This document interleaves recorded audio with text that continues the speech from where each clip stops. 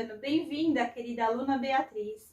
Na aula de hoje, de História, vamos aprender capitanias hereditárias e outras formas de invasão de escravidão indígena, ok? Vamos ao nosso vídeo explicativo. As capitanias hereditárias. Após o descobrimento do Brasil, em 1500, Portugal estava ciente dos inúmeros recursos valiosos presentes nas terras brasileiras. Dessa forma, também sabia que precisava criar uma forma de proteger o território das invasões de piratas, ingleses, franceses, holandeses, estrangeiros advindos pelas riquezas da nova colônia.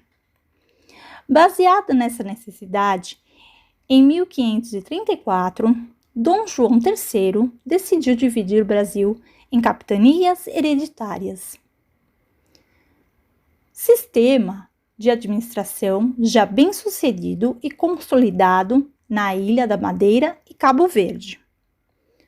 Uma capitania nada mais era do que uma grande faixa de terra que ia desde a parte litorânea até o limite do Tratado de Tordesilhas. Para governar essas grandes porções territoriais, foram nomeados donatários, membros da nobreza e pessoas de confiança do rei. As capitanias hereditárias foram São Vicente, Santana, Santo Amaro, Itamaracá, Paraíba do Sul, Espírito Santo, Porto Seguro, Ilhéus, Bahia, Pernambuco, Ceará. O governo de cada capitania era passado de pai para filho, o que explica a palavra hereditária. Os objetivos de Portugal eram colonizar, garantir o controle sobre o Brasil e tornar tal colonização altamente lucrativa. Aos donatários era dada uma enorme autonomia. Em troca, os mesmos deveriam entregar uma grande parte de seus lucros à coroa portuguesa. A principal atividade econômica desenvolvida nas capitanias era o cultivo de cana-de-açúcar. De fato, o mecanismo das capitanias hereditárias não funcionou, com exceção de 2 casos, São Vicente e Pernambuco, que foram bem-sucedidas. Entre os fatores que explicam o fracasso das outras capitanias do sistema, podemos citar a distância entre Portugal, a falta de apoio financeiro e os constantes ataques indígenas. De fato, as capitanias foram extintas em 1821, momento em que o governo português decidiu colocar o controle de toda a colônia nas mãos de uma só pessoa, o governador-geral. As outras formas de escravidão indígena. A procura de trabalhadores para os engenhos iniciou um longo período de ataques e prisões de aldeias indígenas. O costume de usar armas que os portugueses introduziram foi responsável por tornar os indígenas dependentes dos colonizadores. A necessidade de conseguir essas armas para as lutas que ocorriam entre os grupos indígenas forçava alianças com os portugueses, quase sempre desfavoráveis aos indígenas. Prender indígenas virou profissão. Foi o que aconteceu na vila de São Paulo de Piratininga, que hoje é a cidade de São Paulo, no estado de São Paulo. Os moradores vendiam escravos indígenas para os engenhos do litoral. Por isso, deixaram qualquer outro trabalho para se dedicar à caça ao indígena. Esses homens foram chamados bandeirantes e muitos deles atacavam as missões jesuítas, onde os indígenas viviam em aldeias criadas pelos padres jesuítas. Alguns indígenas eram livres, tinham feito alianças com os portugueses e continuavam a viver nas suas aldeias. Esses eram chamados para defender o território contra a invasão de algum estrangeiro ou contra outros grupos indígenas que se revoltassem contra os portugueses. No entanto, de 1757, os escravos indígenas foram declarados livres. Desse momento em diante, não poderiam mais ser atacados e vendidos como escravos. Entretanto, os ataques às aldeias continuavam, com a intenção de tomar as terras. Ainda no século XIX, praticavam-se a guerra justa. Os grupos indígenas que se revoltavam e atacavam as vilas e as cidades podiam ser considerados inimigos. Contra eles era permitido fazer uma guerra justa, isto é, invadir suas aldeias, prender seus habitantes e tomar suas terras.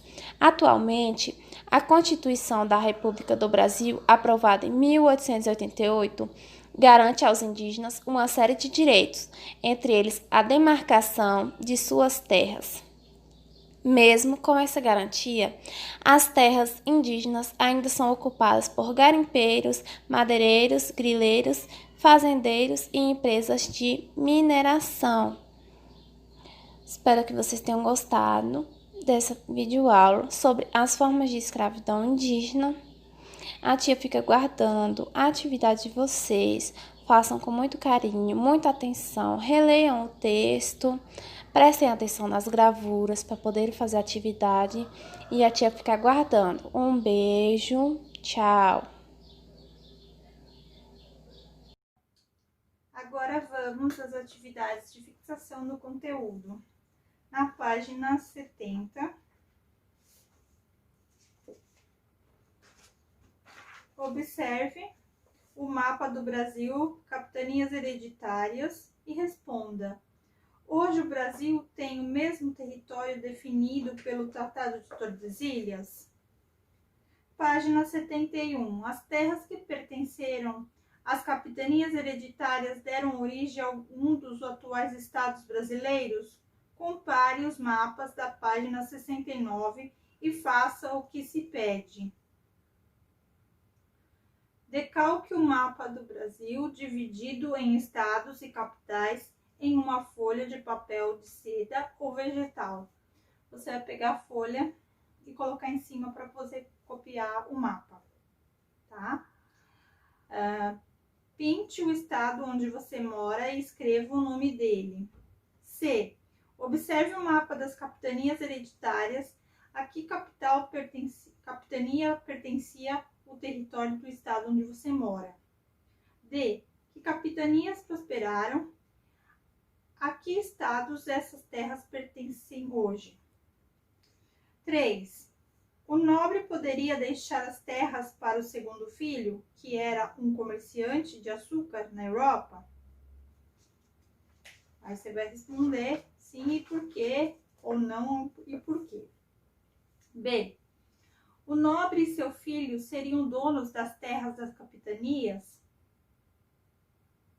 Você vai responder se é sim ou se é não e o porquê. C. Que direitos e deveres o nobre tinha sobre elas? D. O nobre poderia enriquecer com as propostas do rei? Por quê? Página 72. Na página 73, você vai observar as 4 imagens, mais as outras 2 da página 74. E você vai enumerar as frases de acordo com a situação mostrada em cada cena. Utilize a numeração indicada nos quadros.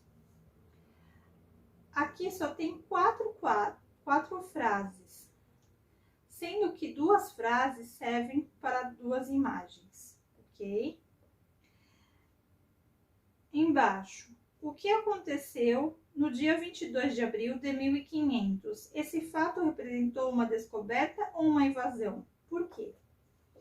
Página 75. As terras ocupadas pelos portugueses já eram habitadas por outros povos. Escreva alguns costumes que eles possuíam e que eram diferentes dos portugueses. 3.